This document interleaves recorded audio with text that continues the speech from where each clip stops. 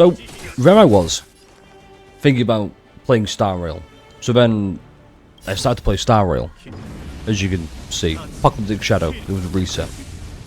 And then I thought, maybe now might be a good time to talk about Star Rail. Because as you know, I love Star Rail. And if you don't know, well, I love Star Rail. I just don't love what it's become. And that is a, for lack of better terms, Powercreep fuckfest. Sorry, I may take long pauses because I'm trying to focus on this, which probably wasn't the best idea now I think about it, but hey, here we are. So what do I mean by a Powercreep fuckfest? Well, when you look at someone set like Adventurine, you see he does like 20,000 on his follow-up attack, maybe? And he's a preservation unit, which I'll admit I thought was a little bit weird. However, he's very niche in that regard because, well, he's used for follow-up team. And a follow-up team is how he gets stacks for what, damage or follow-up. You get the idea. Then he released a new character recently, Hyacinth, who just randomly does more damage on her little Memo Sprite attack than, if I could just move this real quick, my Jingyuan, doing 81,693 damage. And an ultimate, she does that like that. So all this being said, you're probably thinking, what right do I have to criticize the game? Well, I have the same right. Yeah, I guess I have the same right to criticize the game as you do for defending the game. If, you know, you do defend the game. But this isn't a place of criticism. This is a hopeful video, which I hope is a hopeful video at least. See how hope comes together? Yeah, they have a very unique position here. So as we all know, we've all seen Fidon's leaks. We all know he is the new be-all end-all. He's him. Okay, nobody is before as powerful as him. And here's where the issue starts. Powercreep. We've seen how incredibly strong a Fidon is, how much he breaks the game, for lack of better terms. And in 3 patches, that will be power-crept. That is a scary thought. That is insanely wild to think about. And I don't want that for my game. Or at least, my game. Hoyo's game. Now, Hoyo, they have a track record of not being the best at balancing issues. Yes, I'm looking at you, Genshin.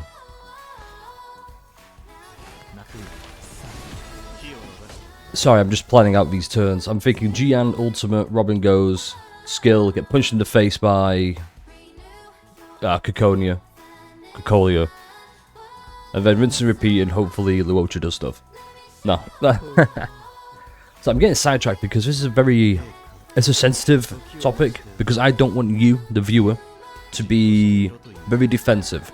In fact, my first ever video was about how much I love Star Rail, and that, to an extent, still holds true. That's why I'm making this video, because I have so much hope. But things can get better. Things will get better.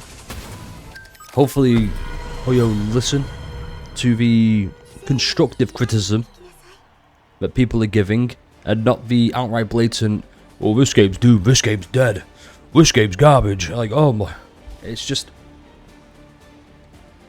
Okay, I can see why people would do that. It's very... But I sadly have an attachment to this because my brain was like, hey, we like this game now. And also, it's one of the best... I think it's one of the best turn-based games I've played, because it's just very simple. Obviously, I'm not playing on PC, I'm playing on PlayStation 5, because trying to get it over is... It's all very... Hang on, let me think this through. I'm just trying to plan this turn in order, and I don't think it's going too well. This is how you know it's not scripted. This is just my raw, unfiltered feelings, because I was just playing Apocalyptic Shadow to pass some time for stuff. I just thought, hey, I'll have some fun, see how my team goes. Because I've skipped out on Hyliseed. I don't think I'm getting her. I don't think I'm going to get Cypher either, who's also looking really good. Unfortunately, she gets Powercreep probably in like 3 patches, 2. Hell, even Archer might Powercreep Cypher. Who knows? And we get him for free during the collab. And that's another thing I want to talk about real quick. It's very weird. They decided we'll release a really hyped fake collab that Star Rail players have been going on about for, well, since its announcement. And they just thought, hey, let's go and bury the collab by releasing Finon. And we've seen Finon. I don't know if I can show clips, which is a bit unfortunate because, you know, copyright and leaks. I'm not really a big leak kind of fan. However, when something that hype, you know you have to look at it. Yeah, it's just all very... I wish Star Rail was better. And I still believe, this is, like I said, this is a hopeful video. I have hope that it can. Now, there are some issues I really think are glaring, like a lack of 4-star, like alternatives. Rather than just balancing the game around... Actually, no, I'll speak about it in a sec. Let me just do this. I should have ulted first with Robin. Damn. So what should have happened is obviously we've got Hylian, Hylian, I don't know. We have her out, but we don't have a 4-star option. I think the last 4-star was 2.5 with Mose. 2.4, 2.5, I want to say. It's all very... It's weird they've not released any 4-star alternatives to characters who probably should need them. Like Hylian, for example, or a Ruan Mei 4-star would be really good. Hell, even a Robin 4-star to an extent, something like that.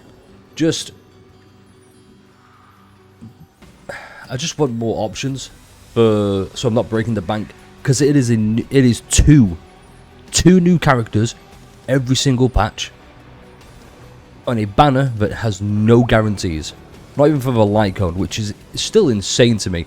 The fact as well, a lot of quality of life changes are hidden behind light cones, for example, and I can prove that right now without showing leaks for once.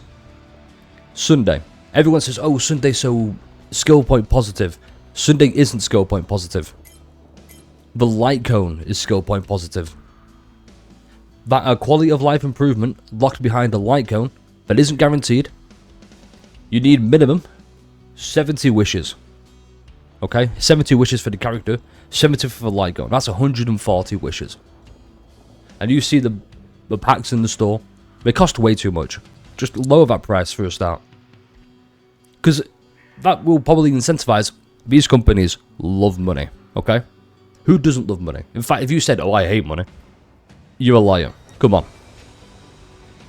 What we should do to really incentivize players, because I'll admit, spending 80 to 100 of my currency, it feels so fucking bad. Even through all the, you know, discount providers you can get.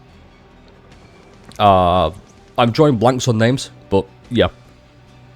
Even doing that feels really bad, because I'm not guaranteed. So take that 80 to 100 I'm spending, double it for one character. Just one, not the light cone. Not that character's best in slot light cone. Just the one character. Okay? Add the light cone, that's, you know, double the amount. And now there's a second character who's also really good for their best in slot light cone as well, and you need, yeah, you guessed it, 4 times. It feels bad. The prices are very... If both were guaranteed, or hell, even if a light cone was guaranteed, I'd feel way better. Look at Wuthering Waves. Wuthering Waves have basically perfected Hoyo's business model. While also still having the egregious price points, but at least the weapon's guaranteed. It sucks, but it costs so much, yes. But, you know, we take what we can get, I guess. Also, Robin singing just...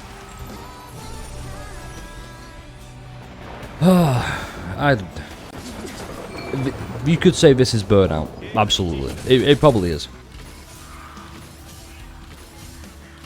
I don't really think the passion's there anymore to at least want to cover this game.